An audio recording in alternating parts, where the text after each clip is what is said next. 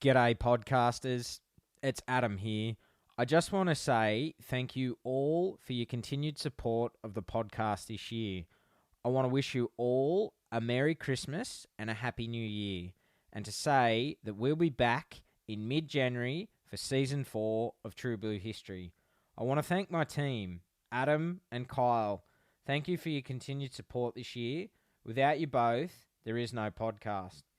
To all the veterans who came on the podcast this year and shared your stories, thank you. Without you, there is no show. And also to the historians who came on and shared Australia's military history, thank you once again. The show will be back bigger and better in 2023. For the final episode of Season 3, I interviewed former Airforce JTAC veteran Troy Knight via Zoom. We did have some technical issues in the last part of the chat, and the audio is not the best. We do apologise for this. That is technology. I hope you enjoy the podcast, and once again, have a safe and Merry Christmas and a Happy New Year, and we will see you again in 2023. G'day! Welcome to True Blue History. I'm Adam Bloom. Today's special guest is author of Havoc 06 and former Special Forces RAAF Combat Controller Troy Knight. Troy has joined us today to talk about his life in the RAAF and his deployments to Iraq, Sumatra and Afghanistan, and his life after service. Hi Troy, thanks for joining us on the show. Mate, thanks for having me. It's an absolute pleasure. And obviously we had a bit of banter before you brought me in there, and we both had some microphone issues. So, yeah. The Special Forces side of things, my mum always said I was special, and I think I've reached a new level of special in my mid-40s these days. So, yeah, over to you, mate. Thanks, mate. It's an absolute honour and a privilege to have you on. So, Troy, can you tell us a bit about yourself as a young fella? Where'd you grow up? Do you have any brothers and sisters? And what were you like at school and sport? And did you have any hobbies? Yeah, definitely. Okay, so I grew up, majority of the time I grew up in Brisbane, northern Brisbane, and then did a bit of time up on the sunny coast. When I say Sunshine Coast, it's the sort of northern beaches area of Brisbane that accepts all the swell, so I was right into my surfing and stuff like that. I had a younger brother and a younger sister. I was the oldest of three that I know about. I don't know my biological father. I know what I consider my true father. But did that. As far as growing up, how do I put this politely, because I don't want to turn off your listeners or anything? I was a rat bag. I just sought out adventure. I pushed the limits, and it's funny how later in life things turn around on you. Because as you know, my current partner. I had multiple run-ins with the law and stuff like that. And my current friends, which are all police officers as well. So, as a youngster, I had some kind of run-ins with them, and it just went like that. So adventurous side, always pushing the limits. Did an apprenticeship as a butcher. Did half an apprenticeship as a carpenter joiner later on in life when I was building houses. That was a different sort of venture, and then joined the military. So I wasn't good. I wasn't good enough to join the police force, unfortunately, or paramedics, or fire services. So, mate, I know you say you weren't good enough to join the police or ambulance or fire, but you joined the military, mate. I recently just sat my aptitude test and I failed, and mate, just saying that, no, mate, it's no mean feat to join the military. And for you joining the military, what was the reason behind you joining the military? Did you have any relatives that had served before you? Yeah, definitely. So my grandfather on my mother's side, or both my great grandfathers on both my mother and father's side, they served in World War One, I believe. But the direct sort of connection was my grandfather on my mother's side. He served as he was in engineer, like an engineer regiment, like it was AIF back then, and the way he explained it to me. But yeah, and he was totally upfront. He's like, I'm a carpenter. Like he was a carpenter who built bridges to get over places in Papua New Guinea. But he's like, 1 minute I'd be shooting at people at 5 meters and bayoneting, obviously the enemy being the Japanese. And next minute he'd be like, the hammer would be out, or he'd be pulling out, 3-inch nails or something like that. So he did that. But also my other grandfather. So there was 4 sort of key influences in my life. So both my grandfathers, my other grandfather from my father's side was the avid bushman, and he was also he used to fight in, I don't know if you know too much about it, but like the boxing tents, like the old shaman boxing tents, he used to sit around and he used to sit around and box in them. So he taught me how to box, but he also taught me about shooting. He was the one who taught me to shoot, and he taught me how to box. And then obviously, I had my father, but also had my uncle, who was only he was about 10 years younger than me. He was a bit younger than my other uncle. But yeah, he taught me the same. Like he was just, so those 4 people influenced my life. Whilst only one of them served in the military, those 4 people influenced my life with obviously, bush, what we call bush skills, or, living in the land sort of thing. And obviously the military side of things. So, yeah. So for you, obviously, you joined the RAAF as an airfield defence guard in 2000, and I get the impression this wasn't your preferred choice. Where were you wanting to go, and why didn't you go to where you wanted to go? So, and this is always the benefit of hindsight. So I originally, I applied for infantry because Timor was on, everything like that. So it was mid to late 1999. I got accepted into recruit training for, applying for the infantry. But it wouldn't have been till, I don't think, again, this is 20 plus years ago, but I wouldn't have gone to recruit training till, say, August. I think it was August the following year, 2000. I had a recruiter, and everyone's got these funny stories from recruit training, recruiting. Like the recruiters are just the dodgiest people that in my eyes.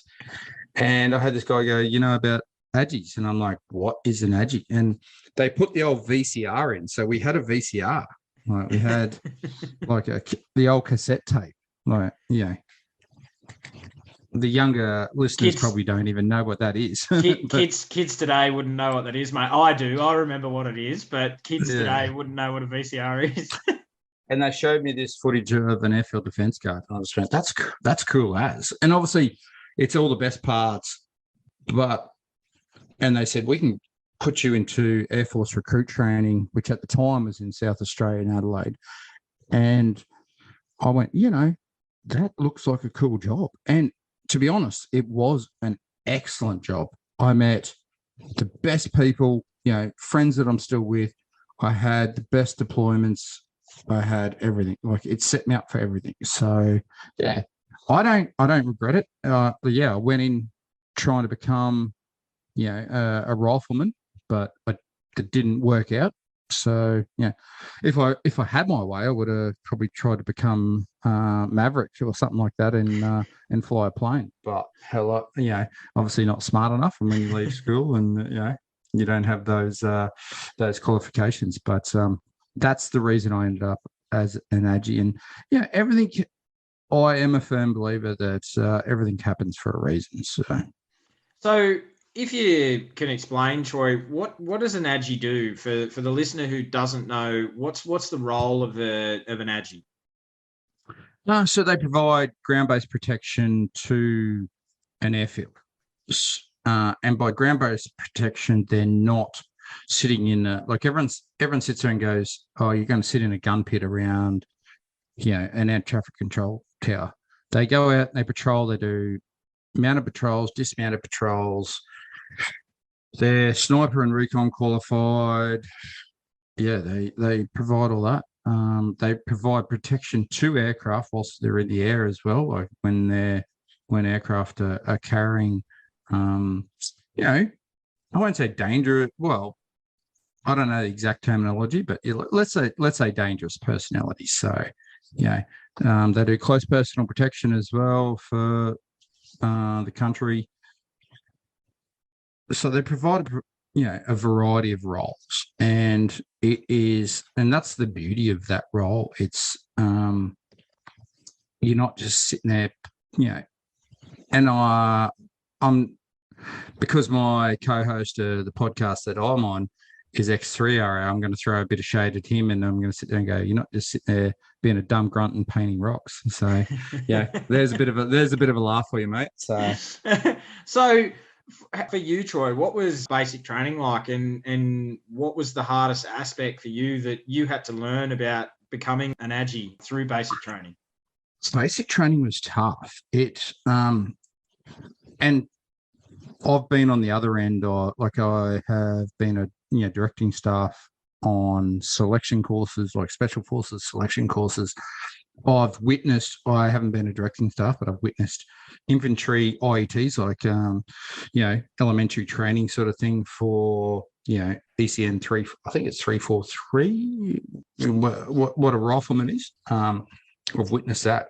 They're tough. Like, I'm not saying Agi's tougher, but it's still tough. It was 10 and a half weeks when I went. I think no correction. It was 14 weeks when I went through, but I think it's grown out longer now, just due to the complication of radios and everything else they've got to learn. So, the guys and girls that go through it these days, 1,000 times smarter than what I was, 1,000 times probably tougher than what I was. But for me, it was tough because, I was leaving, I was newly married. I was in a new environment. Yeah, it was what I wanted, but it was tough. It was tough. I'll freely admit that. It probably wasn't as tough as what I remember it, like as what other people remember it. But for me personally, it was tough. So where was your first posting when you got out of basic training? Yeah, so basic training for an Agi is in Airfield Defence Guard. They call them security forces these days, is in Amberley. I was lucky enough to be posted to 2nd Airfield Defence Squadron, which I think it's changed its name to like 1 Sec 4 or 2 Sec 4 now. It's all called security forces. I don't 100% know, but I was posted to Amberley in Ipswich. So Ipswich itself, I don't know how many people will know much about Ipswich, but it's probably like the Penrith of not North, but Penrith of Queensland. So you've got to know how to hold your own, and there's a lot of single mothers out there that are trying to take advantage of the boys. So. Troy, I like how you referred to Penrith, because that's where I currently live. So I'm well aware of that, mate. I'm well aware. it's good thing we're good mates. So but no, I'm originally a Blue Mountains boy, so I'll claim that I'm a Blue Mountains boy, mate. I just live in Penrith now. But you're not down the bottom of the hill. That's like me claiming Brisbane as opposed to claiming Ipswich. No, I'm Brisbane. I'm not Ipswich. So for you, obviously, we'll talk about a bit more about your book later on. But one moment that came up early on in your career involved a tragic incident with your mate, Marty. Do you feel comfortable sharing with us what happened that day and what effect that had on you then and even now? Yeah, I can talk about it. I literally didn't talk about it till I wrote the book, and I spoke to a lot of people. When I wrote the book, I spoke to a lot of people just to get perception, because perception perception is reality. Like, just because I see something some way doesn't mean it exactly happened that way. So I interviewed a lot of people, and we spoke about that day with Marty, and Marty was a good mate of mine. I went through recruit training with, and I went through AG basic course like IETs with. And he was killed in a motor vehicle accident when we were on sniper course. He wasn't even on sniper, like he was supporting it as one of the dedicated signalers. And it was the first time I'd come across trauma.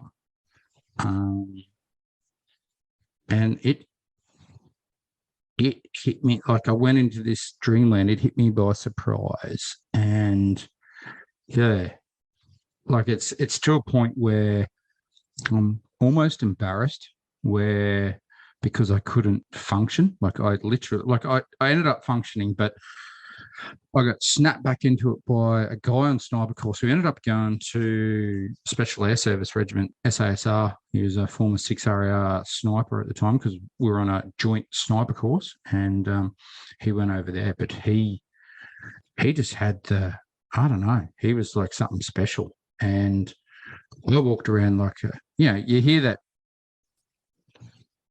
term, chicken with its head cut off or chook with its head cut off. And that was me. Like we ran down. I was the first there, Marty, and subsequently Fredo. And there's no issues with their names. They're named in obviously the book, but they were both, dead. Like obviously we can't push. There's only one certain way people can say that they're dead, but. Yeah, it was a harrowing moment, and it brought up a lot of memories because I wasn't originally going to write that in the book, and then someone brought it up. It's like, oh, remember this, and so I came across motor vehicle accident. Well, not came across, like we were the vehicle in front. For whatever reason, it was undetermined by both military police and Queensland police, like what the course of the accident was. I got down there. This is just north of Brisbane, in between Brisbane and Gympie. So like I'm not going to say who's who, but one guy was pretty much had his head severed off.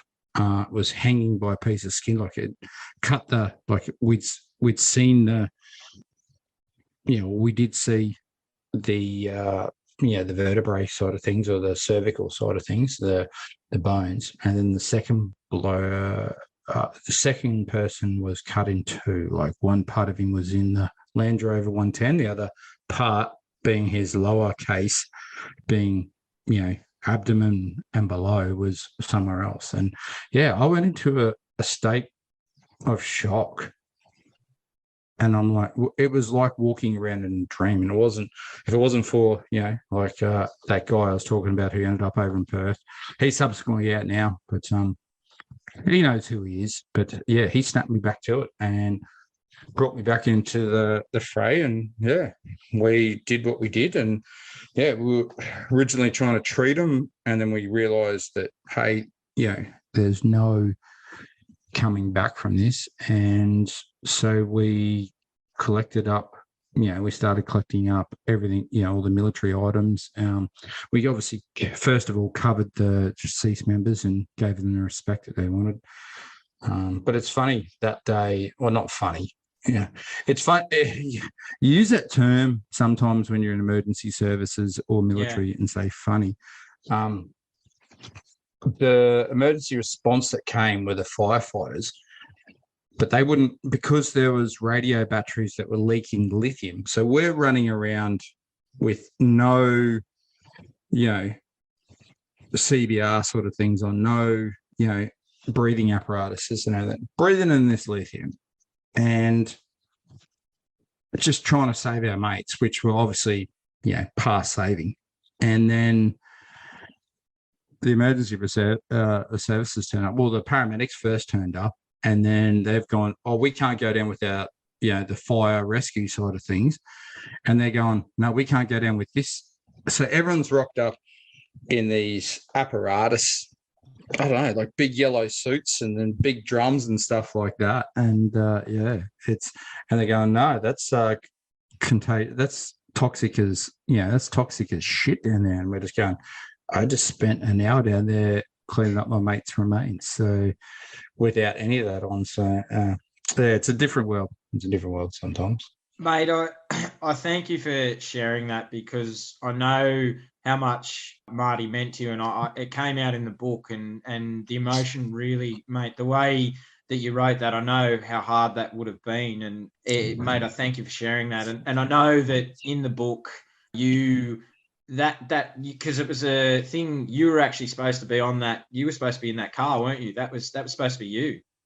I was trying, well, it wasn't supposed to be me. I was trying to get in that car because, for the military listeners out there, I was in the back of a 6x6, so I was sitting, the old side by side thing. But I wanted to be in that car, and so I'm trying to get it. I'm trying to get in that car. So the orders, because the guy running it was just a stickler for the rules, and he ran the military orders side of things for, movement of vehicles. And he's like, no, you're not. But I'm trying to sort of dodgy my way into it. And I'm trying to bribe Marty with Mars bars. And Marty's like, no, I'm not being in the back of her, because it was cold at the time as well. So I'm trying to bribe Marty with Mars bars, because he loved Mars bars, because he didn't drink alcohol. So his little fetishes were Mars bars and Coke. So I'm trying to bribe him with that and going, mate, I'll give you a 6-pack of Coke and a 6-pack of Mars bars, or Mars bars ice creams or something like that. And he's like, he wouldn't have any of it. He's like, I'm not sitting in the back of a 6P. That's for you jokers that are doing this stupid sniper course. So because he was there as the signaller. And the ironic thing about it, I don't know if you call it ironic, but the funny thing about it is at True Airfield Defence Guard, it's 2 FDS. So Marty didn't drink. He was stoic about not drinking. He just didn't enjoy it. But he loved his Coke, like full blown Coke, not Diet Coke or Coke Zero at the time. Well, there wasn't even Coke Zero at the time. And he loved his Mars bars. So he didn't drink. But the squadron named the bar after him. So it was the Matthew Martin bar. And I remember sitting there, and don't get me wrong, I got pretty inebriated that day, but we named a bar after a dude who didn't drink. Like, it's like, you sit there and go, what the fuck? Mate, and I think it's a fitting tribute to, and I guess in a sense for you, it's the first real loss that you'd lost family members, but this was the first time you'd been seen a situation that is not normal. Like, it's not a normal, it's not a normal death, and it's something similar to what we see in as firefighters. We see that at MVAs and that sort of thing as well. But it's the first time it would have been a shock, mate, and I can understand why you would have been walking around in a daze, and it's very similar. We just had a similar situation a couple of days ago here in Sydney where 5 young lives were lost, and it's for the first crews that responded to that. It's hard for them, mate. It's really, really hard, and I get it. I understand it myself. I've seen it, and it's hard. So, mate, I get it and I understand it, and thank you for sharing. I really want to say thank you, Troy, for sharing that, because I know how hard it is to share. No, yeah, definitely. It's it was I don't know. It's I don't know. Sometimes I get lost for words, even though you can write stuff down and everything, but when you get put on the spot, it's sometimes hard to get your words out. But and I feel for your crews and stuff like that. It's one of those things, like, how can you prepare someone for loss straight up? So that's right. And obviously you would go on and lose other great friends throughout your career, and but we'll get into that later on. But in 2003 you were deployed to Iraq on Operation Falconer. What were your first thoughts as you stepped on the ground in country, and what was that like for you finally getting to deploy as an Agi? I honestly thought from that side of things that I thought I was going to get into some massive gunfights. So we flew in on, because there was a decent contingent. It was one of the first conventional forces. So special forces were in there. So SASR and 4R, then 4R Commando were already in there on the ground. We were part of the first contingent of conventional forces because I was an Agi in there, and I was providing protection to the air traffic control side of things. So we were running Baghdad International Airport. I come in on a plane. It was a US Hercules C-130, and lack of a better term, they're yanking and banking. They're yanking and banking. They're dodging. Like, you can see my hand gestures. I know you're not going to put this up, but you can see my hand gestures. They're dodging surface to air fire as they come in. I am sitting there going, "Yep, this is it. This is it, Troy. You're going to just get into gunfights, and you're doing this, and you're doing that." Yeah, I was, unfortunately, yeah, and I don't know who made the decisions, whether it was government, but I know there was a few, and I don't bag anyone out because, it's what it is, but there was a few senior officers there that were a bit avoidance of risk. So I didn't see any combat, neither did anyone on my rotation.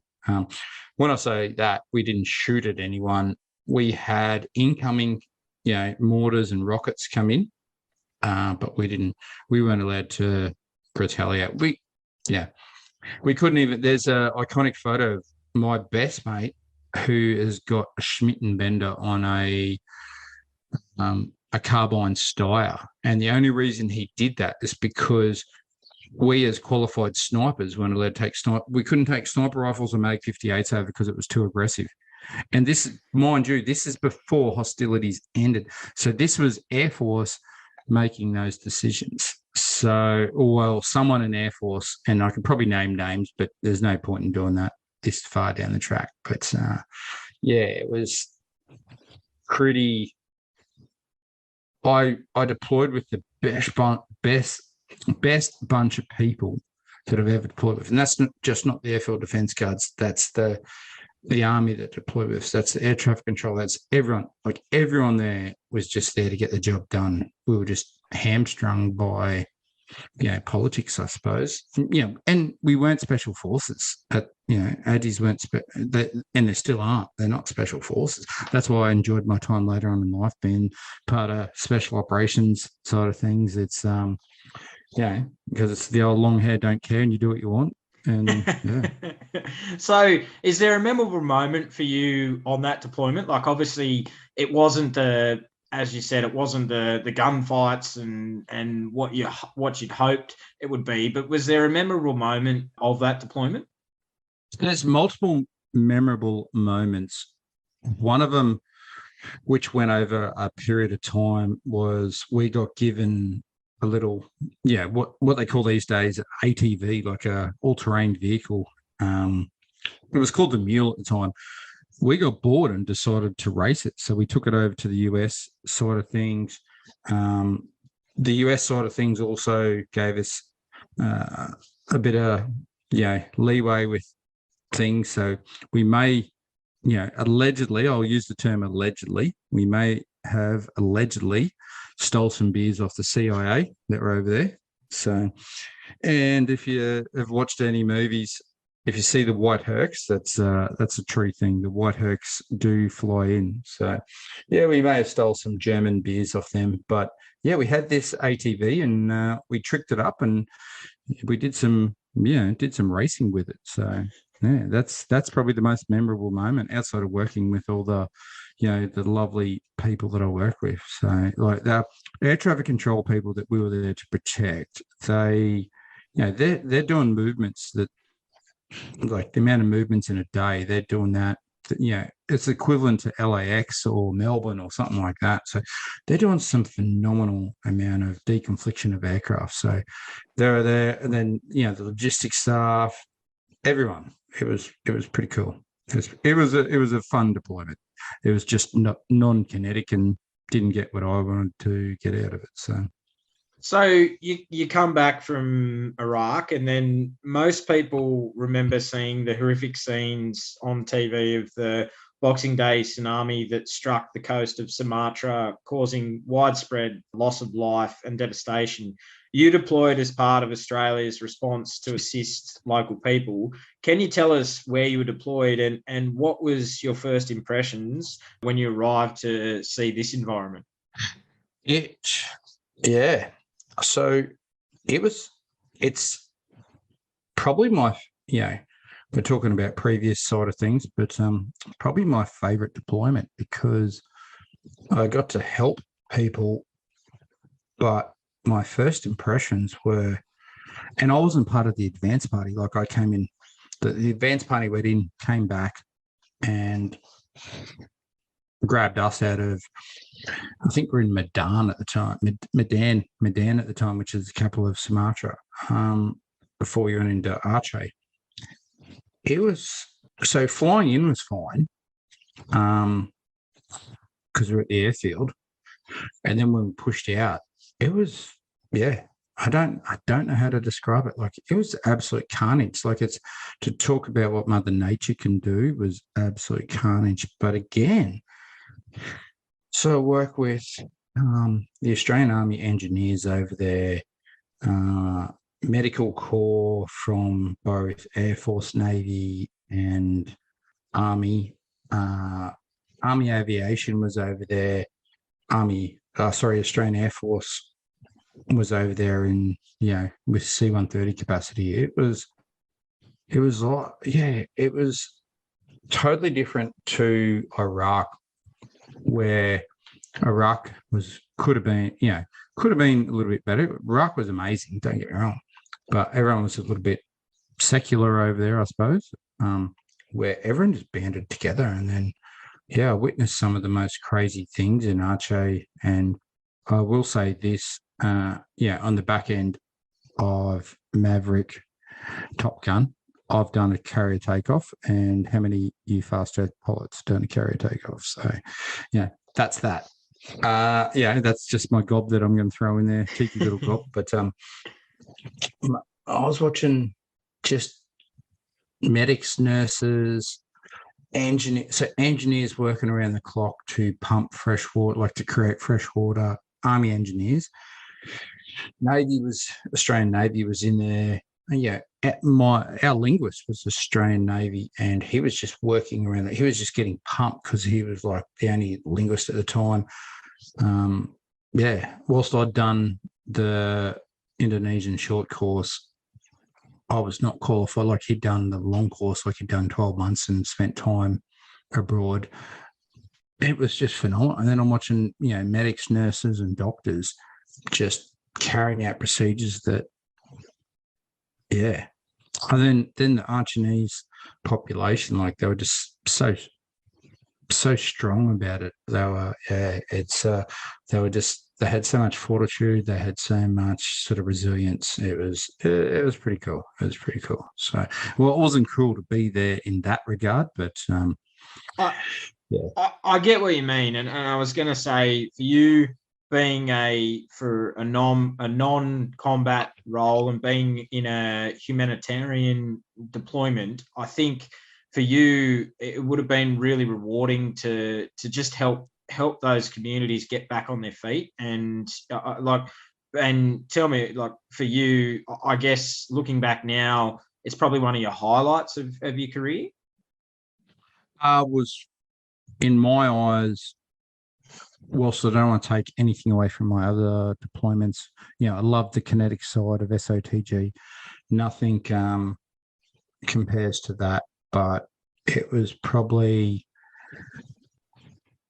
the highlight of my career, like doing that, just in that environment. So it's a tough one. It's like, I loved love chasing down bad guys in Afghanistan and Iraq, but at the same time, that was like helping people out was pretty cool.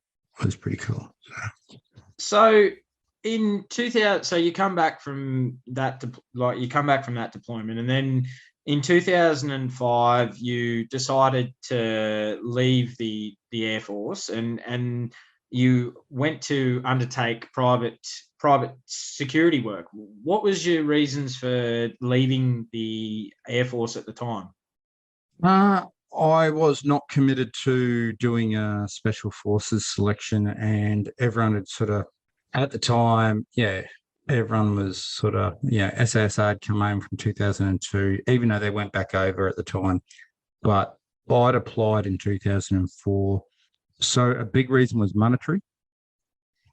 I'll freely admit that. I got paid, some decent money to be over there as a bodyguard. But yeah, I thought I'd be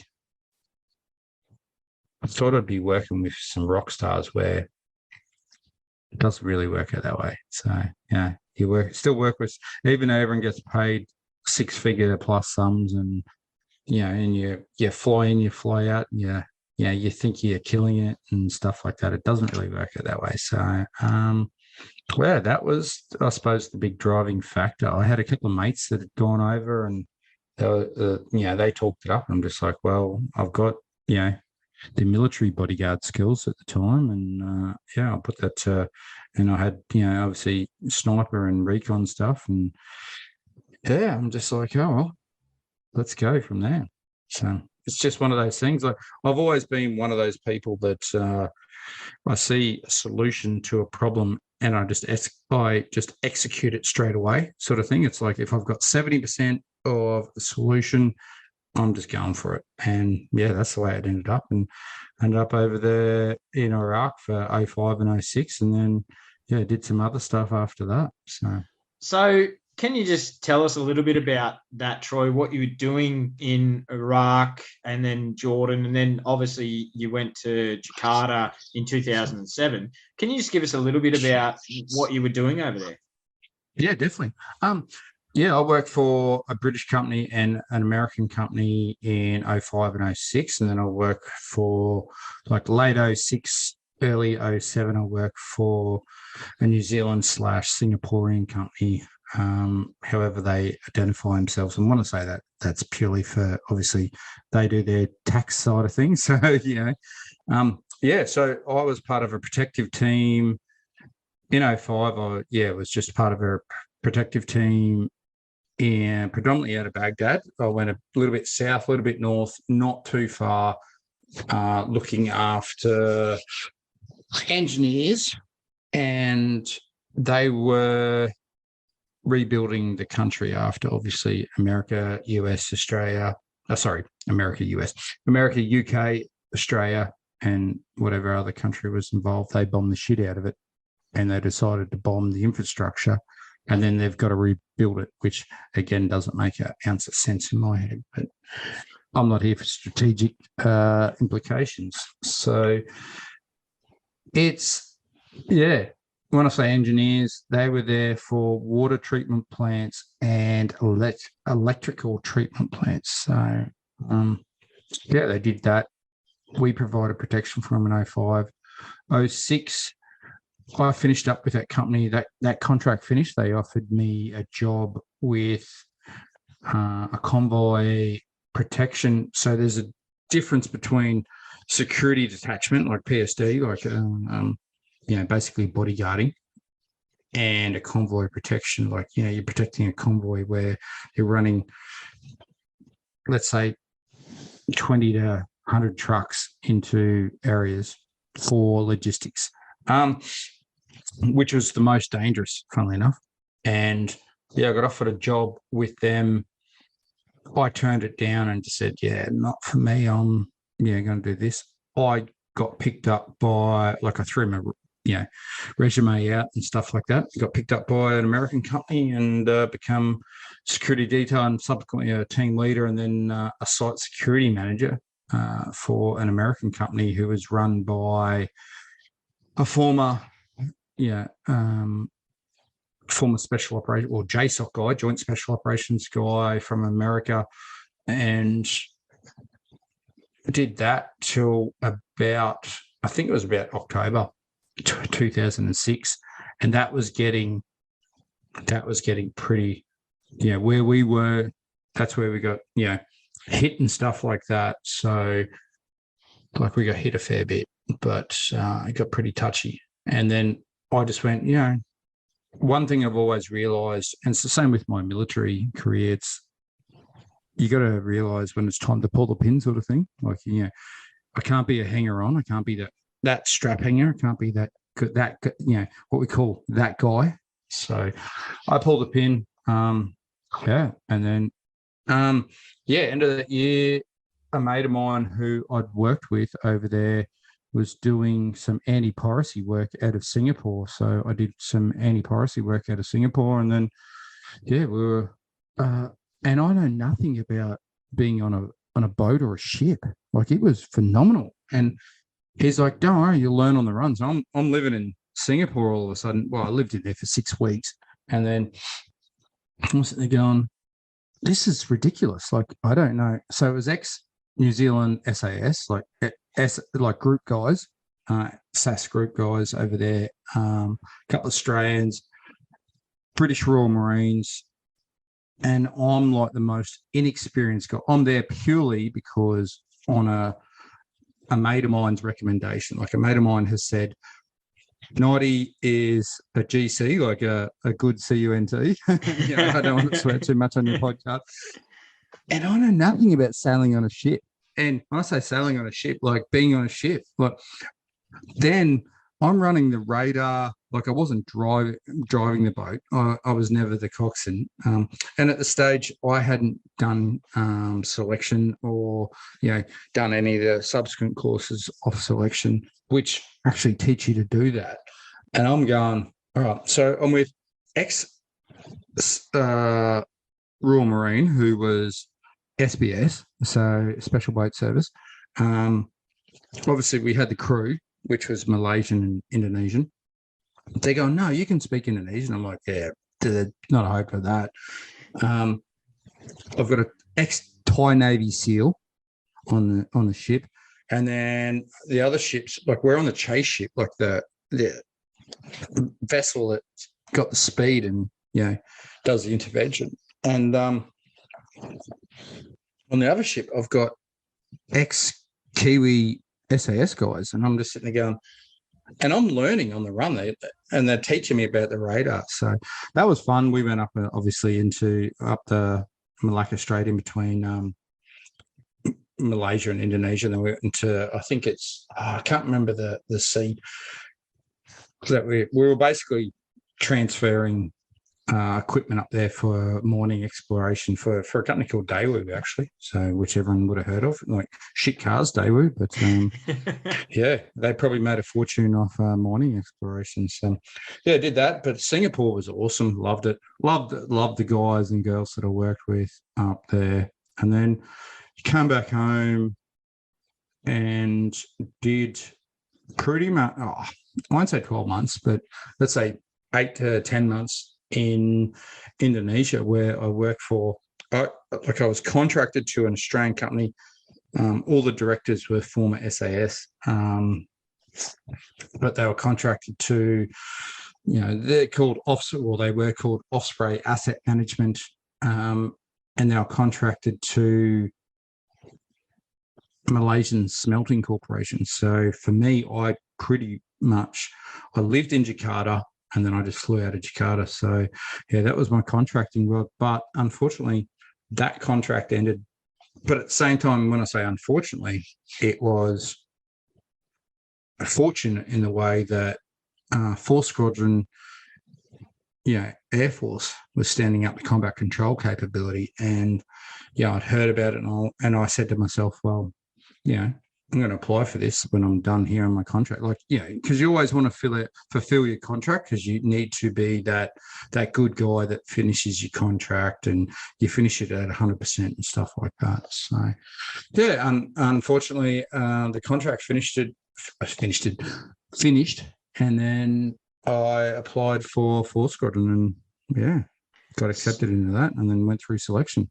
So for you, obviously, going into the private security stuff and doing what you did, was that satisfying and fulfilling for you? Like, looking back now, like or not as much as serving in the military? Um, a bit of column A and a bit of column B, I suppose, mate. It was very fulfilling, but at the same time, when you were in amongst it, it wasn't very fulfilling. So, yeah, and again, sometimes, like I'm sure everyone hears the terminology, the benefit of hindsight, but at the time, my most fulfilling times were my 2004 rotation to Band Arche, like just helping out the Archinees. Like that was freaking awesome. I can't talk highly enough about that. And then my SOTG trips in 2010 and 2012. Yeah, that's to Afghan. 2015 to Iraq was a little bit frustrating, but it was a different beast. And I don't look back on any of them. I'm one of these people who sit there and go, like I don't have any regrets about anything I did. Like, yeah, okay, it changed my mindset and put me in a different position with my mental health. But I loved, did I have arguments with people? Yeah, of course I did. But I think it was awesome. The Australian Defence Force, because that's all I've served with. I haven't served with any police, emergency services, being paramedics and fireys as well. I've never had the pleasure. I haven't been able to do anything with SES. I have not had the pleasure of doing anything like that. But the Australian Defence Force, yeah, I thought it was pretty cool.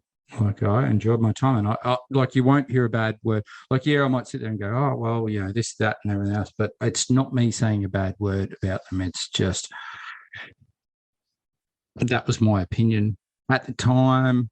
I'm telling you how I feel, but I loved every second of it. I'm disappointed that it ended so short, when I say shortly, after 21 years, but I would have done another 21 if I was capable of doing that, but I was being a burden to the system. So there's no point hanging around and being a burden to the system, in my eyes. That's the world according to me. You're right. So for you just mentioned that you were aware that the Special Tactics project Combat Controller was coming up, and it was part of this new capability, and you went off to, like, you re-enlisted again, and what was that like for you going back, and what was it like going through basic training for the second time?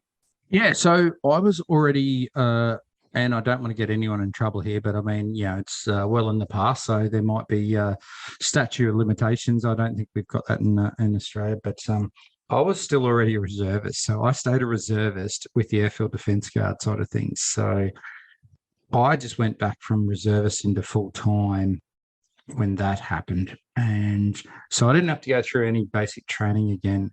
I had to go through commando selection and subsequently their reinforcement cycle, which was freaking tough.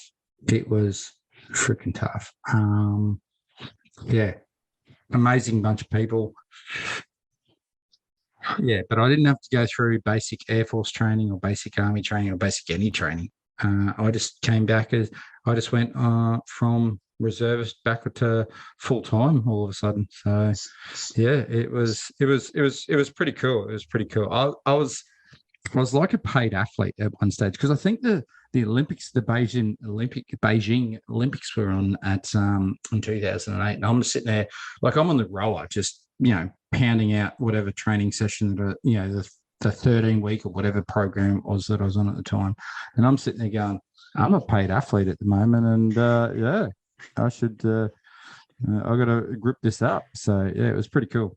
So for you, how did you, and like Troy, for any young listener who's looking maybe to potentially go down Special Forces in the future, what like, how did you get in the mindset of, and we talk about mindset now, and it was back then, it was very, it wasn't spoken a lot of. Like, how did you get into the mindset of, okay, I'm going to have to do things that are, that are at an elite level and for an extended period of time, and how did you get, and was there anyone that you could turn to that you knew that could help you out with getting you ready for selection? And obviously, you guys are special forces. Like, you're the best of the best. Like, you guys, and I'll say that you are. For you, was it? How did you mentally and physically prepare? Yeah, that's good. That's a good question, Adam. So it's, and again, that is a really good question. It's, for me, there is something to be said.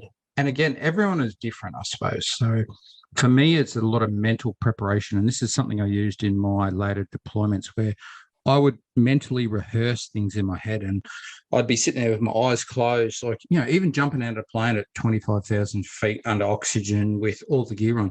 Like, I'd be doing all my drills and stuff like that. But going on to target where shit gets real, I'd be sitting there going, yep, guns up. I'm going to be landing here. Like, I would visualize. So that visualization, that mental preparation. And I think there's a lot to be said about that with selection.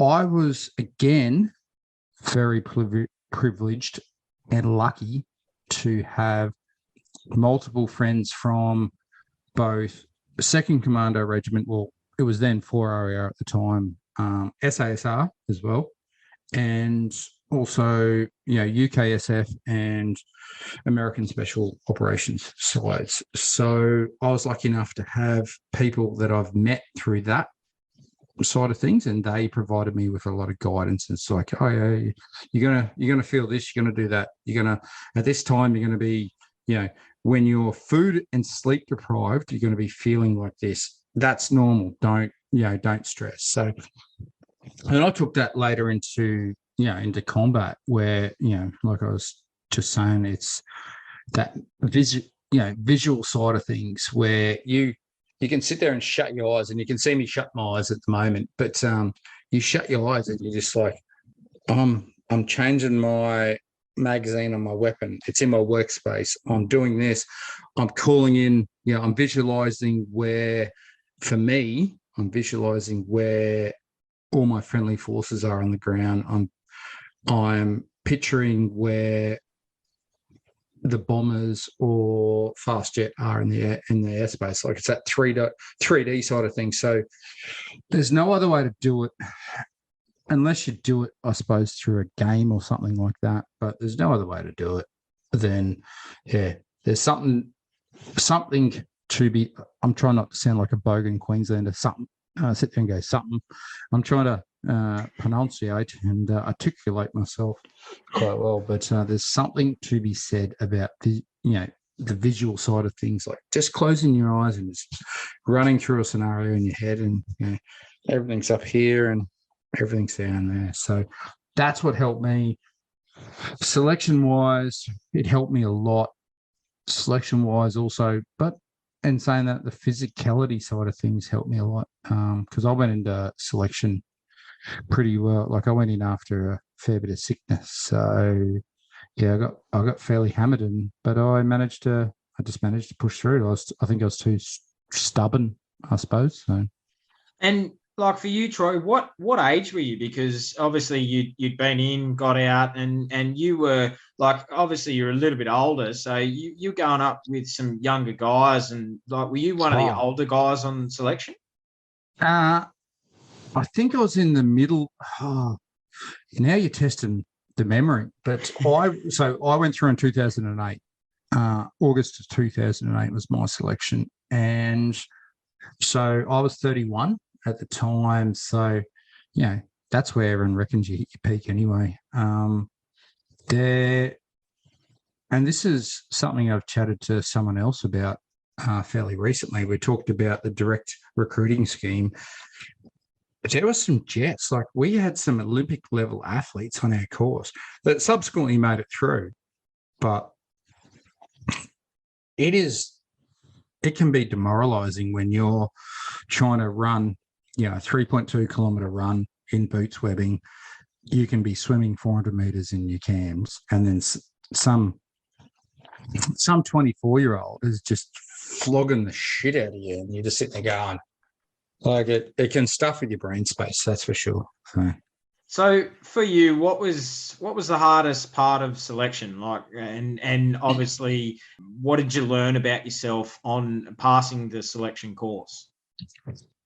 So for me, hardest part of selection was the first couple of days, because I went in sick, like I went in under the weather. I actually got stronger, believe it or not, throughout selection. But the biggest part I learned about myself was don't judge others too harshly, sort of thing. So I had a preconceived notion about direct entry scheme, like the DRS guys. And I was like, what do they know? But they turned out, and subsequently, a lot of them are still serving at the moment, and they're in team commander roles. They're in senior leadership positions, and I'm just sitting there going, yeah, I was completely wrong. Guys are coming in being like literally rocket scientists, like they're literally engineers of aircraft.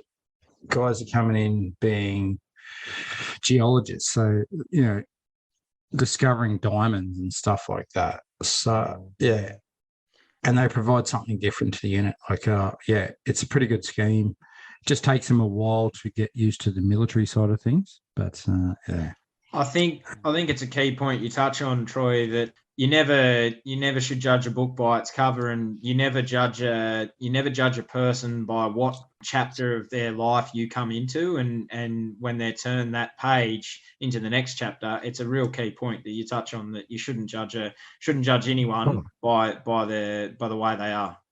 No, exactly, mate. Exactly. Well, there was one situation. I don't talk about it too much, but he's subsequently a good mate of mine. He's now, I believe, he's a police officer over in New Zealand. Like, he's gotten out, but he was DRS, and I was, due to my rank, I got put in the second in charge of the patrol or the team at the time, and I made him, due to the mission, because the mission comes first, but due to the mission, I made him carry a Mag 58 and the spare barrel, and Mag 58 for everyone is a medium machine gun. It's heavy. I think it's medium. Correct me if I'm wrong, but it's heavy as crap. I made him carry all the rounds, and I made him carry the spare barrel. And he didn't like that. He's like, that's not the way we're taught. And I'm just going, I don't care, mate. I'm in charge, and this is what you're doing, and this is what the mission comes first. So I had the DRS turn against me at the time. All the DRS boys turn against me, and when you do the rate your mates, because you do, like, you sit there and go, who would you serve with? It's a pretty important part, and I got pretty much out of all of them, they all turned on me. And but I was like, well, did we achieve the mission? And it got brought up in my debrief, like when you get debriefed before you get your course report and stuff like that. And everyone's like, and these are guys. So I'm getting debriefed by guys who have seen combat at this stage in Afghanistan. So there'd been in major conflicts in 2006 and 2007. And they're going, all right, well, what's your reason for that? So I justified it, and I just said, look, it's the mission, and it's always the way. It's the mission. You've got to think of the mission first, the men, and then yourself. It's not always the way, but when you're doing an actual mission, it's like the mission comes first. It's that's the reason we put ourselves out in the front line, and it's the reason the government sends us away for their strategic interests. So what are the, like, obviously you passed commando selection, and then you passed the RECO cycle, and what other training was required before you deployed as a combat controller? I at the time only had to do the JTAC course, but post that I ended up doing global access. Yeah, it's called a survey course, but it's called global access now, I believe. Again, I've been out of the system for 18 months, so it's global access. Last time I left, it was survey when I did it, and then the air traffic control course as well. So for you, sorry, Troy. No, you go. No, I was going to say the other one was weather observer course. So became a qualified weather observer. So I can baffle people's minds with what fronts are coming in, and you'd be surprised. Like I went on to weather course thinking it was boring as crap, but the amount of women that I can razzle dazzle with talking about weather, it's amazing. Mate, it's something that I actually never paid attention to being a firefighter until, when you're in the leadership position and you rely on actually the weather that's coming and with fires and, when wind changes are going to happen. And no, I get it, mate. I absolutely get it. And it plays a massive part. So no, absolutely. But you talk about, like, we know commandos get their berets and also SASR get their berets. Did you, for stepping up a new unit and being a special forces of the Air Force, did you guys get a beret for passing selection, or did that come later on? Or yeah, so we got given a 079 beret and a dagger. For passing. And just for the record, and again, just for the listeners, I am not a commando. I'm a combat controller. I've done similar training. I don't do I don't sit all the time on the trigger, so I don't want to pretend to be anything. But yeah, we ended up creating our own beret. We got a grey beret with a wing dagger badge, and we give the boy. Well, when I say we, the boys who are part of the unit. I'm just one of these old guys, mate, that just, hangers on, I suppose, every now and again. And I just make bank off what I was. But they do well. They get a beret. So I don't know how it works these days, but I passed to the basic standard of a 079 being a commando. My certificate for selection, I got, back in the day, I got a Cat A pass, which means they tried to poach me as a commando. They tried. Well, it wasn't just me; it was all of us that went through. They tried to poach us all. So, and they try to poach everyone, but it's very much a joint. And that's not by any means. That's not putting anything down. Like everyone else, I'm sure people will sit and go, "Oh, if Air Force guys can pass your course, it's not really a selection course." It's like, well, it is a selection course. It's pretty freaking tough. It's pretty freaking tough. So and it's run by some amazing people, like, who are just so forward thinking and out there, and just really good with all that side of things. So did that. But we've got the grey beret, and our winged, like our little black shield underneath, and our winged shield as the badge over there. So we got awarded that. Yeah, I thought I'd ask that, Troy, because I know there's a lot of people that they know a lot about Second Commando and SASR, but not a lot about the Air Force, and that's why I thought I'd ask you, because I think it's a key point to touch on, that.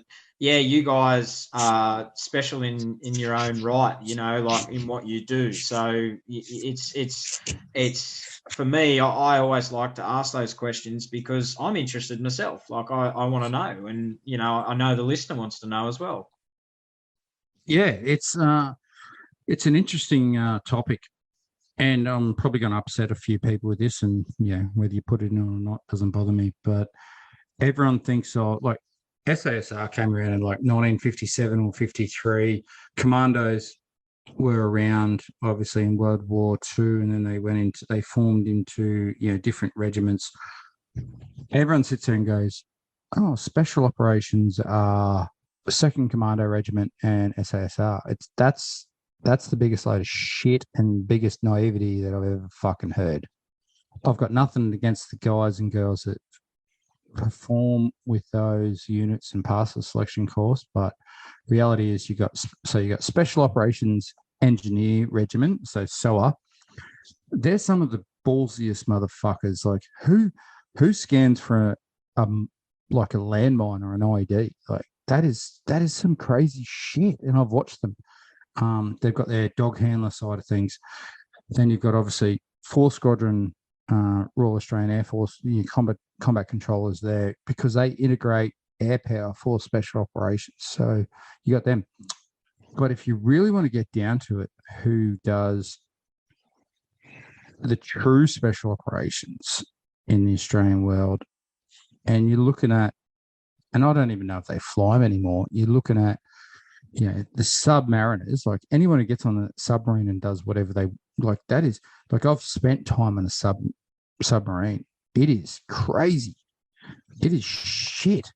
So them, and then you've got the P3 Orions, which I don't even know if they fly them anymore. That's how far out of the loop I am. But the P3, a certain element of P3 Orion, so I'm not going to go into too much of that, but they're probably the true special operations. But if I sit there and tell someone off the street, or even from another former unit or something like that, I go, well, the two units that do true special operations are Navy and Air Force, and they'll go, oh no, SAS and Commandos. It's like, well, yeah, they do special operations, don't get me wrong, but at the same time, it is what it is, mate. So that's my rant anyway.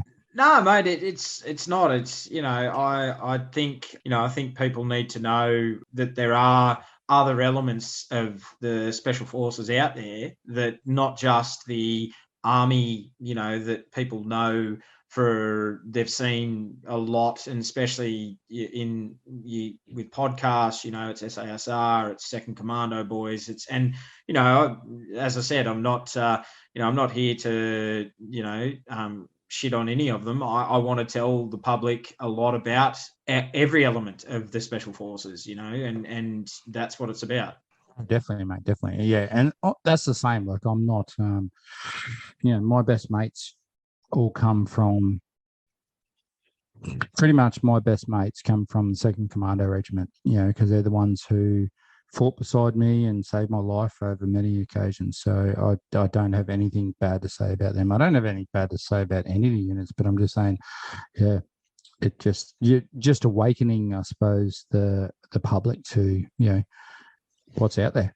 Correct. So, and we'll move on from that now, and we'll get into some cooler stuff of what you did in. So your first deployment as a combat controller was in Afghanistan in 2010. What were your thoughts and experiences on arrival compared to your Iraq deployment in 2003? Look, to be honest, I can't recall the emotions. Like, I was excited to be part of SOTG, and then the first job, it always ends up, for some reason, on my Afghan deployments, Iraq and Afghanistan end up as the same thing. Like, the first deployment just ends up in an absolute gunfight. And I got into a pretty big gunfight on my first deployment, and wasn't what I was expected, but I remember sitting there. I do remember sitting there when I came back, and I was eating, because the cooks at the mess in Camp Russell were amazing. You'd come back at like 02, 03 in the morning, and they'd just be putting food on for you. And I remember having this meat pie, and I'm just sitting there going, eating this pie, having a Coke, and then going, what the hell have I got myself into? Because it was just 5 days of absolute gunfighting. So that was good fun. So you wrote your book, and we talked about it a little bit earlier, Havoc 06. What does Havoc 06 mean, Troy? So Havoc 06 is my call sign from the combat controller side of things. So it's purely a combat controller's call sign. You don't necessarily use that call sign overseas.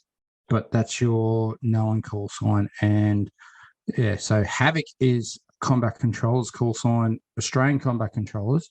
And I was the sixth person to receive that. So when we're in Afghanistan and you're calling in and you said it on selection that you could imagine like calling in, doing like rehearsing everything. When you're on the ground and when you're fighting, what's the role of a combat controller? What are you like? You're on the gun, then you're calling in. So what's the actual for people who don't know what it is? So predominantly you're either with a ISR element being the snipers, or you're with this is back when I don't know how it works now, or you're with platoon HQ. So you're with the HQ element, you're next to the boss. So the role for me was to call in weapons from aircraft. So close, what everyone calls close air support. Everyone's heard the term danger close, everyone's term close air support. I'm calling in weapons off the aircraft in support of our teams on the ground. So that was my role in Afghanistan. So it's morphed over the years, obviously, with the extra roles of global, access and air traffic control side of things. So for you, how did you feel that you performed on your first deployment into Afghanistan, and what did you take away going into your second deployment in 2012? I was pretty happy. I had about, without reattacks, because you can reattack without sort of putting a 9-line down, I think I had about 10 to 12 drops on my first deployment. I had a couple of engagements with my own personal rifle where I'd always try and push forward with the teams if I could. Like I always like to be amongst it. I was pretty happy. And it was a good bunch of guys that I went away with. And then my second deployment went into a different province. It went into Helmand province, and we started working with the Drug Enforcement Administration, which started chasing different targets. And that's where it became interesting. That's where holy shit, man. Like when you're chasing chemists and they've got private security details, and then and Helmand's a different beast. So just talking about provinces, like as opposed to Uruzgan, which was Tarankout, where we were based out of, and then going down to Shwali Kot, which is just sort of north of Kandahar. But when you went into Helmand, different beast. I've had a few of second commando boys on, and one of my he's become a really good mate, Commando Nick Hill. He said the same thing. He said Helmand province was he said that was, and from what you're saying to me, it was it's a different beast like in itself. They knew how to fight. Like they had foreign fighters for starters, but because they were protecting their what supplied their money, so their logistics, we called it the nexus. So their drug labs, and they've got chemists who have gone through university degrees who, like, I could sit there and how many Australians could sit there and produce meth or produce opium or whatever you want to produce out of the poppies? Like there's not many Australians that can do that. So they protect them, so they've got details on them. And all of a sudden you're flying in, like you're targeting this guy or girl. For us, it was always guys, but you're doing a kill capture mission and you're flying in. But there's gun emplacements, like you're copping fire on the way into target. You're fighting your way to target, and then you've got the DA with you who are. It's still kind of bizarre. Like you're using all the US assets because you've got a federal agency supporting you, but then you're fighting your way to target, and you're sitting at, like, I remember sitting there just going, this is just crazy. Like I'm with the Drug Enforcement Administration. I'm taking out a chemist who's from a he wasn't from Afghanistan. I won't say where he's from, but we took, it was a kill capture mission, and like we had to fight our way to target. Like we fought our way to target from 3 o'clock in the morning, 3 a.m. in the morning, or 4 a.m. in the morning. It was dark o'clock till whatever time it was. Like it was daylight. And then, it's crazy. Like, you sit there and you pinch yourself and you're going, and then you're just blowing up billions of dollars worth of drugs. Like I came across over, I think I put it on my Instagram. It was well over, like it was into the millions, if not billions, of cannabis. We hit a lab, and it was just, the lab wasn't active, but they had all this cannabis stores, which is, a common drug that everyone uses. So obviously the South Australians and the Tasmanians will probably fucking hate me for saying this, but I brought in a Cobra A864 to blow away, because we weren't allowed to, under the rules of engagement, to blow it up. So I blew it away with a helicopter, and I'm sitting there going, this is like, at least $1 million, if not, triple figure into a billion sort of thing worth of cannabis. So yeah, crazy, mate, crazy. So on that rotation, Troy, you said that you were in some really heavy gunfighting, and did you on that rotation, did you guys have casualties and you lost a few blokes while you were over there in 2012? We did, definitely. We didn't lose, as in, like, we got casualties. We took several. I don't know the exact number. I know the amount that I was involved with, but there was the other platoon, and then you'd sort of form as a company as well. So we lost a few, and then obviously SASR on that rotation as well. They lost Blaine Diddams. Yeah, he was doing the heroic thing and running forward headfirst into a gunfight and doing his thing, unfortunately. Well, not unfortunately, they did it. Like, that was just the type of guy he was. But yeah, 2 Commando. From my platoon, I think we lost. When I say lost, it's not KIA. It's not killed in action. They were wounded. I think we lost about 4 or 5. So I'd have to be correct. Like, I'd have to check that. So it was at least 3, if not 4 or 5. So yeah. And then, an interpreter was part of that as well. So it was pretty. And how long was that deployment for the second time? Was that a longer deployment than your first one? No, around the same time. They're always around 4 to 6 months. Just depends.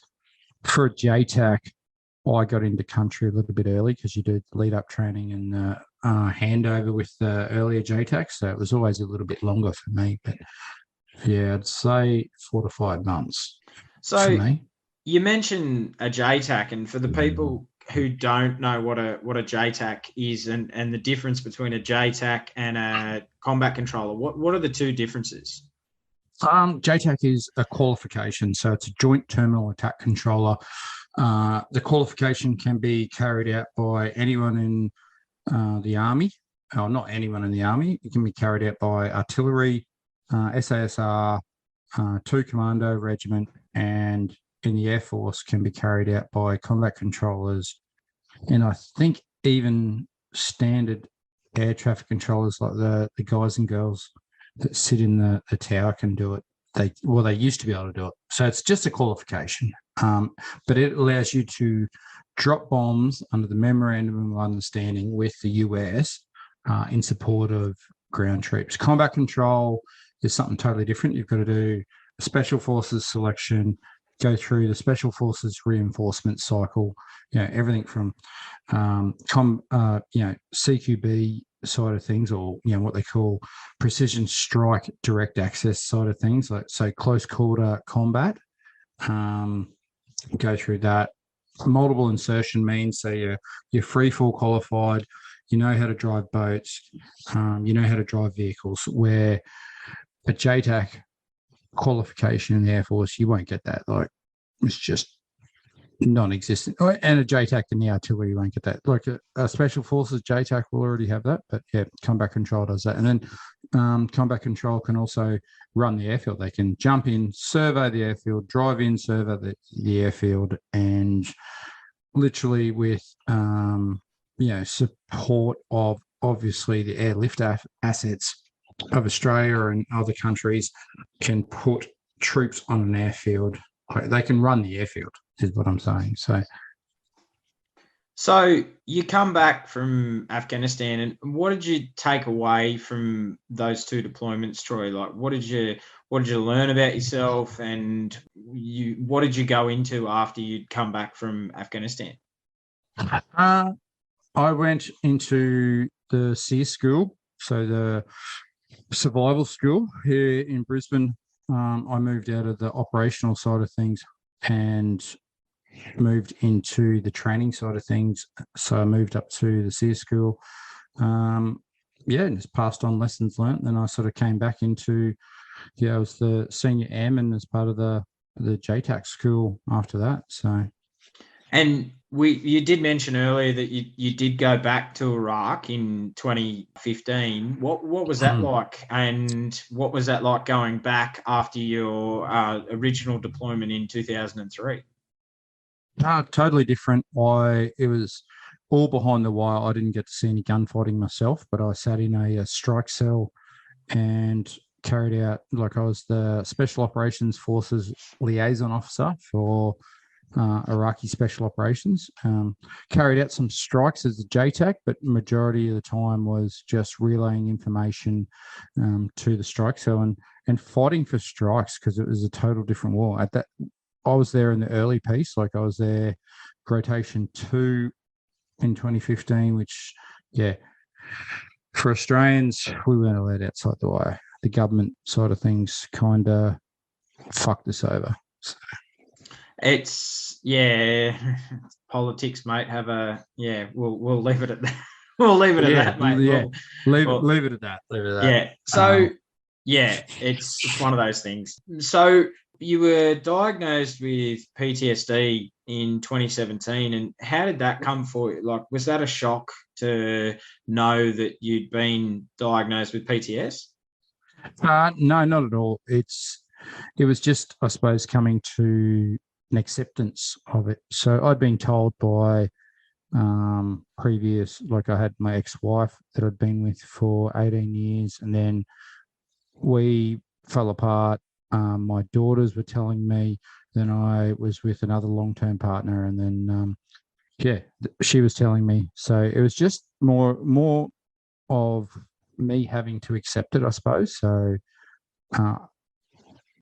everyone had said, you've got some form of depression, you've got, you're not functioning as yourself. Even guys at work, they're just going, Troy, you've changed, and which I did. So it was one of those things. So then it sort of, I was seeing a psychologist before that, and the psychologist was trying to tell me, but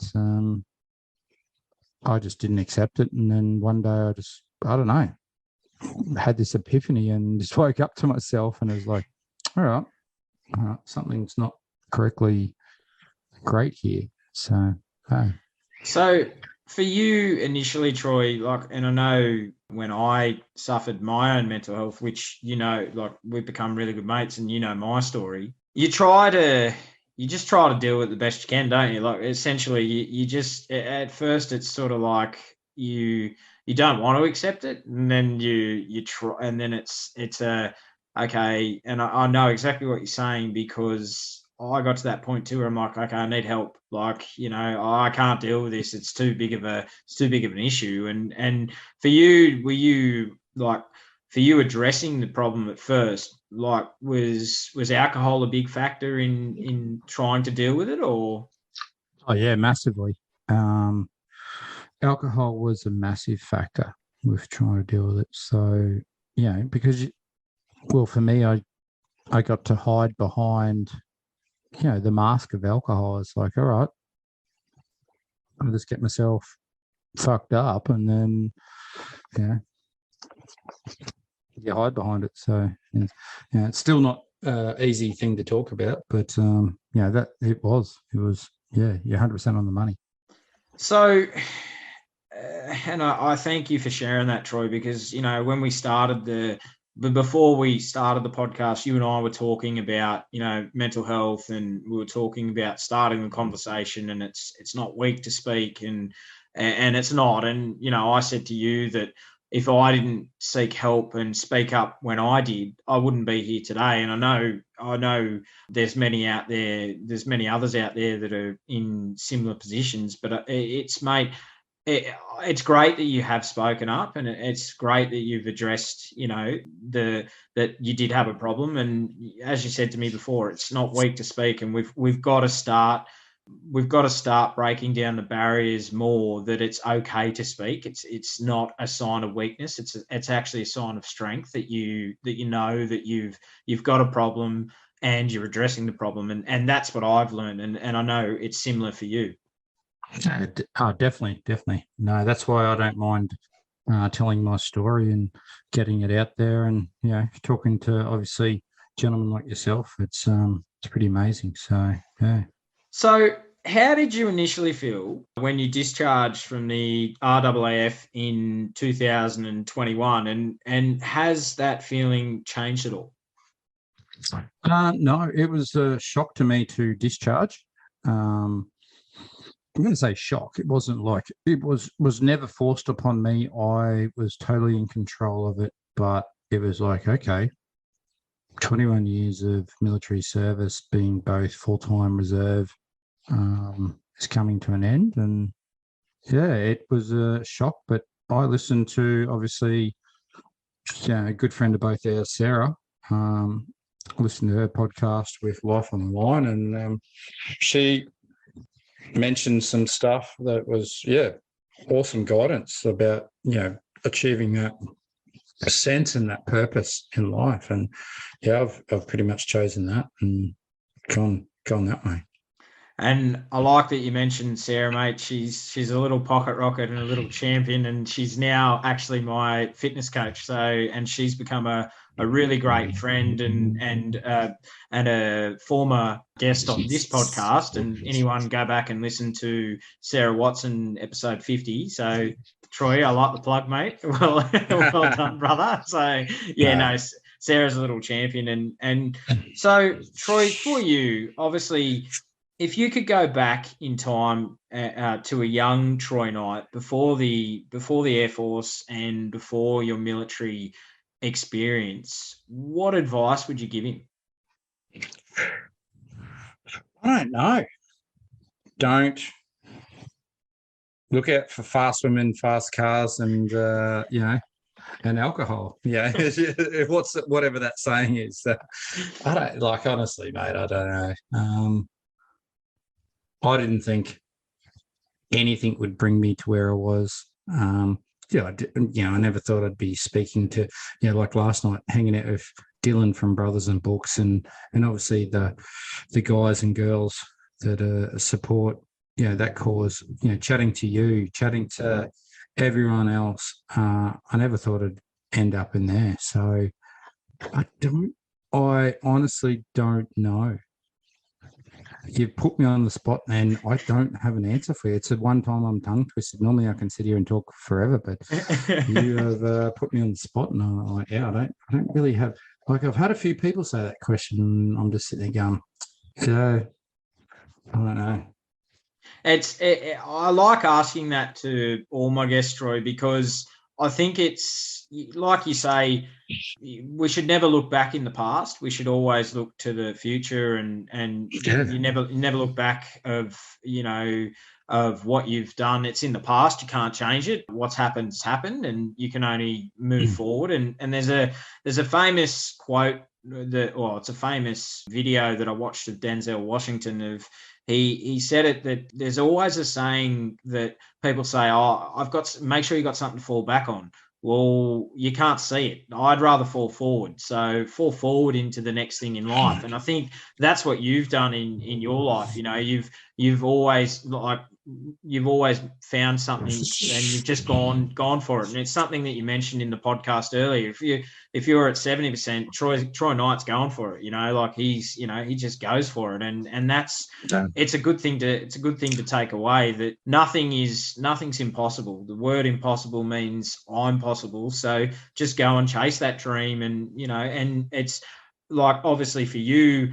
You wrote Havoc 06, and we talked about it at the start. But so, Troy, we were talking, how did the book Havoc 06 come about, and what has your experience been during the writing process with Brooke? Yeah, it was absolutely amazing. Brooke held me accountable, and also inspired me in the writing side of things, because of the way, like, I was taught to write in a very military sense, which is, direct, succinct, like not talk about emotions, and you just sort of be very short, sharp.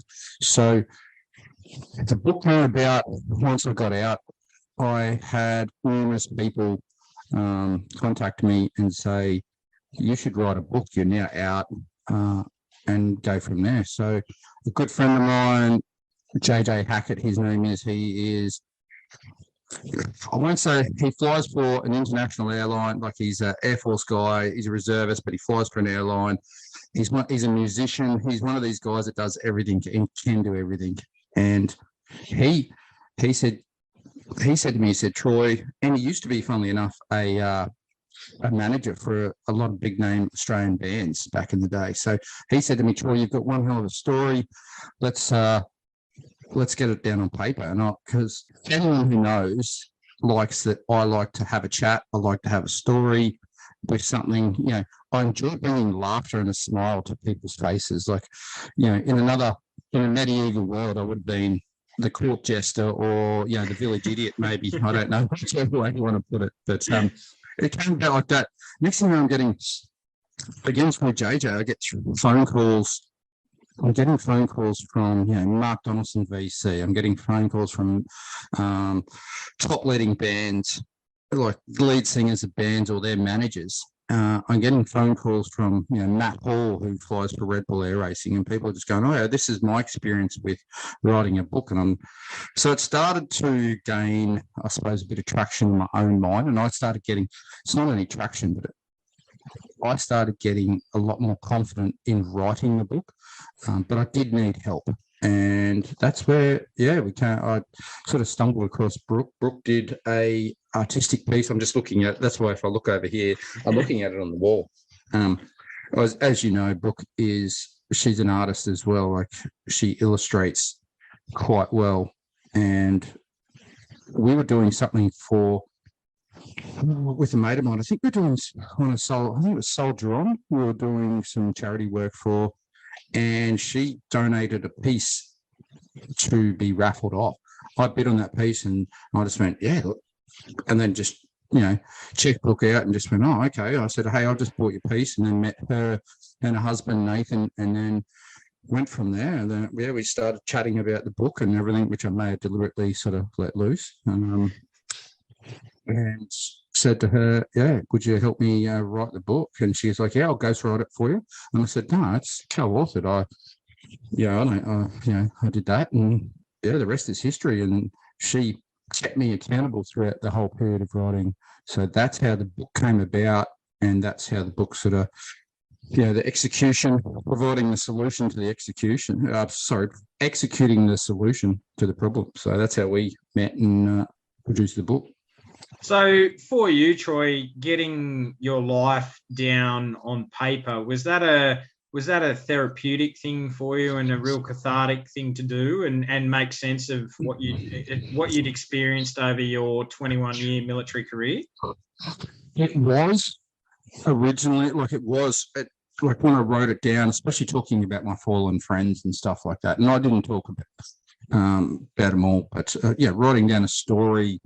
And the war stories, because it's a mixture of my life growing up, a mixture of war stories, and then a mixture of telling, remembering friends who have they fell on the battlefield or they took their own lives or something. It was a mixture. So yes, it was cathartic, but it also wasn't cathartic. It also brought up a lot of emotions. And what people don't realise, it's not common. And of course, because I don't put it out there too publicly, but I actually, post writing the book, I put myself into a mental health clinic after that because I just needed time out from the world. Like mentally, I was spent after writing the book.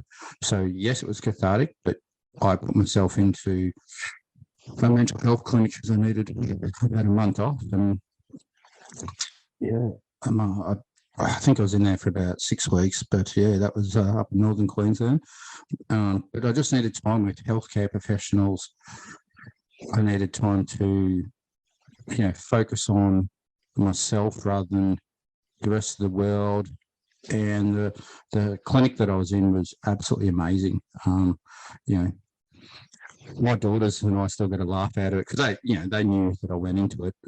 They're going, Dad, you used to be this person dropping bombs and shooting terrorists, and then you're talking about, doing art therapy, like I'm painting rocks and I'm doing, I'm molding clay in art therapy, just from my own headspace side of things, thinking I was like Patrick Swayze off Ghost, although, obviously there was no groping Demi Moore, but yeah, so that's it was good. It was good, but it was good. It was good. So yeah, there's definitely we've got the narrative down for Havoc 06 2.0, whether we call it that or not. And then we've just got to get through the actual writing of that. So that's a project obviously after the movie, the short movie, the Rockstar That Wasn't, which is inspired obviously by Havoc 06. So I think, Troy, it's like reading your book, and that I reached out to you when I read your book, and Brooke's become a really good friend of mine as well, and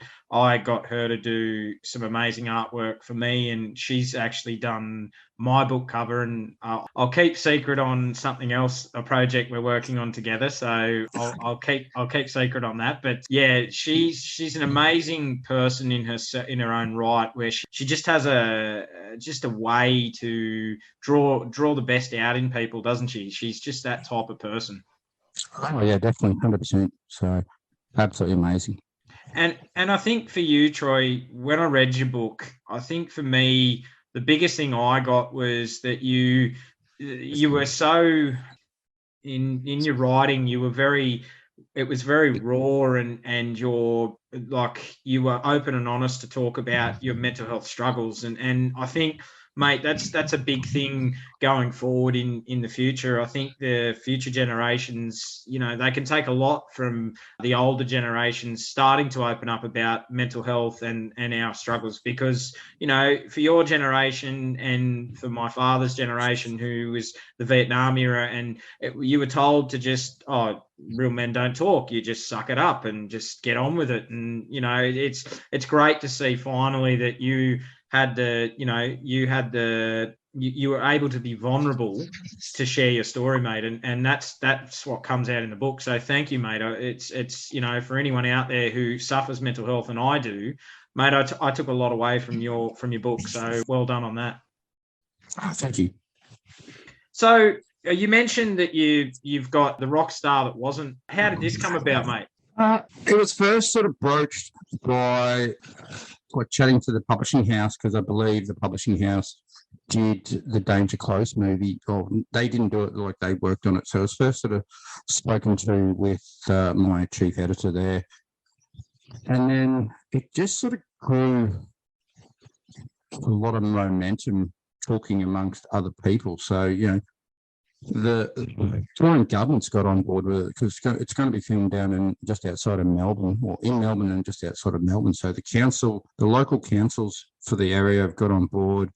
There's a few production companies, and just for legality reasons, I won't say who they are, but they've got on board with numerous other sort of government agencies, being the state government as well as local councils. And it's inspired by Havoc 06, the book. So it's obviously it's a bit of an amalgamation, obviously, the old, as you see in the movies, based on a true story. So it is based on a true story, but they're using, obviously, my lifestyle. It's only a short film. It's a, proof of concept film. But if that gets up, then, like, if it gets the publicity and everything else, then it'll go into, obviously, a full feature film. So that's how that came about. So I'm pretty excited. We start filming that. They've already cast the roles.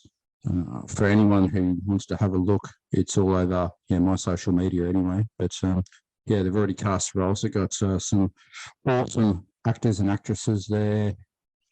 I think it's pretty exciting. So like, it's one of those things you put yourself and you go, well, this is happening based on my life, and these people, I'm getting phone calls from the actor who's playing me, and he's like, all right, Troy, and he's a former police officer who suffered mental health himself and now is an actor. And we're just talking through, like, he's just picking my brain, talking through stuff. He's like, okay, so what were you thinking here? How are you doing this?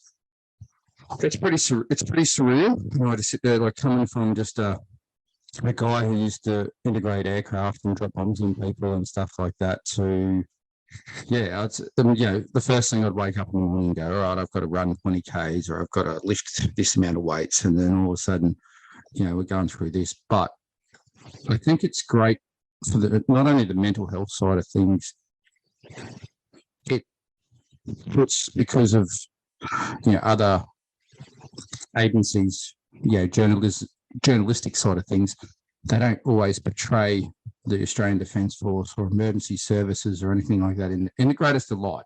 They've obviously got an angle, but it really talks about the mental health side, and it'll put the Australian Defence Force in a pretty good piece. Like, it'll just show what they actually do, because they do, like I've said, the Australian Defence Force, they looked after me quite well with my mental health side of things. Like, I don't have, besides an odd smart ass comment where I'm just having a dig at a couple of the boys or something like that, a few undertones there, but I got looked after. My bosses looked after me.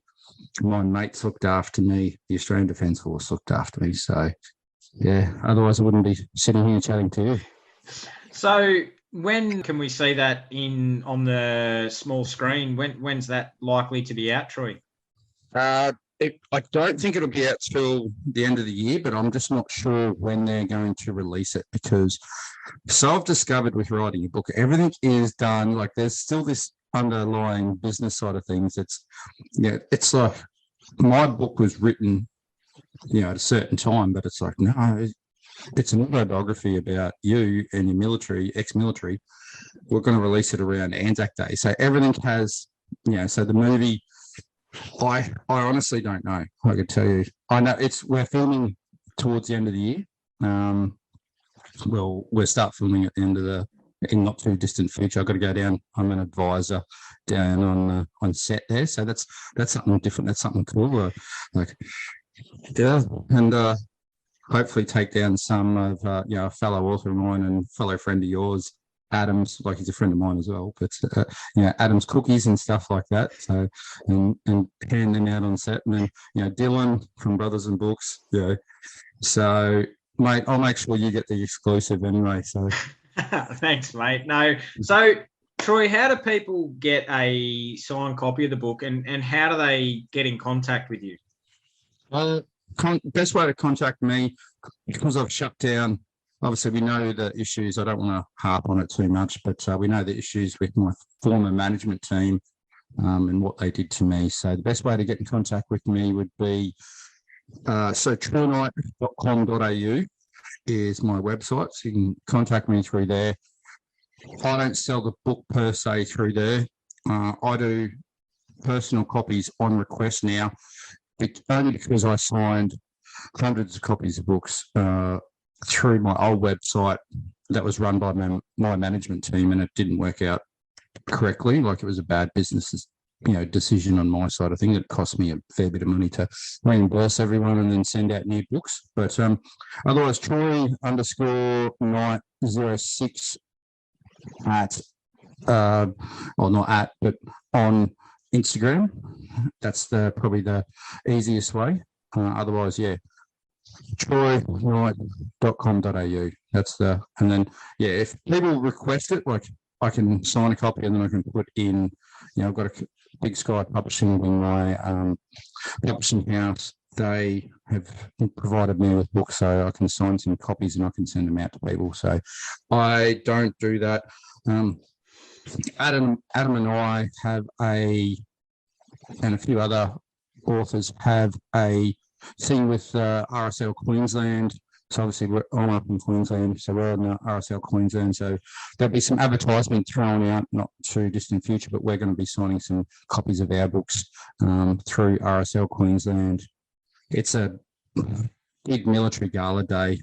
That's on the 16th and 17th of October. So keep an eye out for that. If Adam Holloway as well, keep an eye out for him. He actually writes. He can write where I'm. This is the funny part that I talk about is I left high school in year 12. My worst subject, the subject that I was failing was English.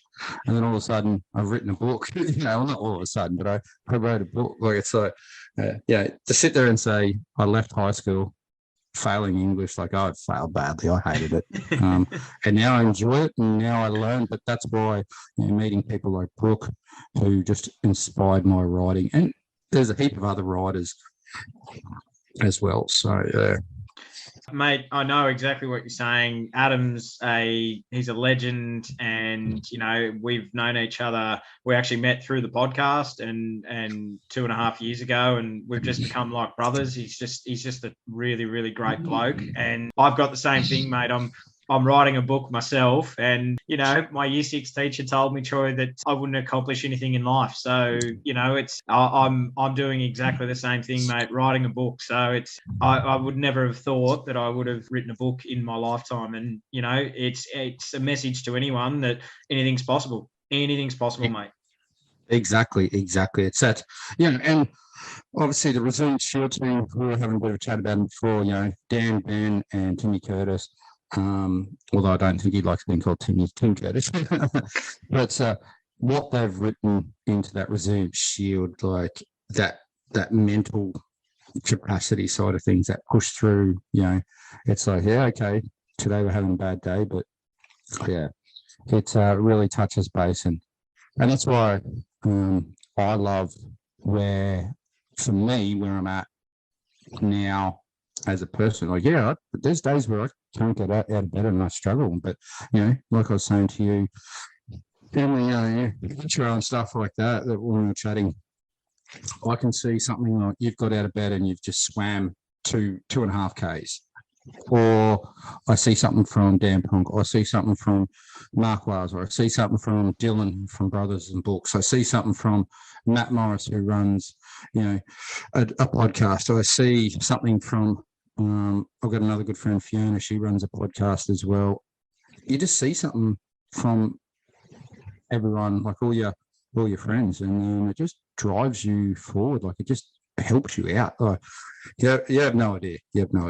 Well, actually, you do have an idea. So No, that's right, mate. And you've become a really great mate of mine. And I wanted to get you on because your story is just one of it's never giving up. And what are the plans for the future going forward for you, Troy, with your family and obviously your partner, Bree?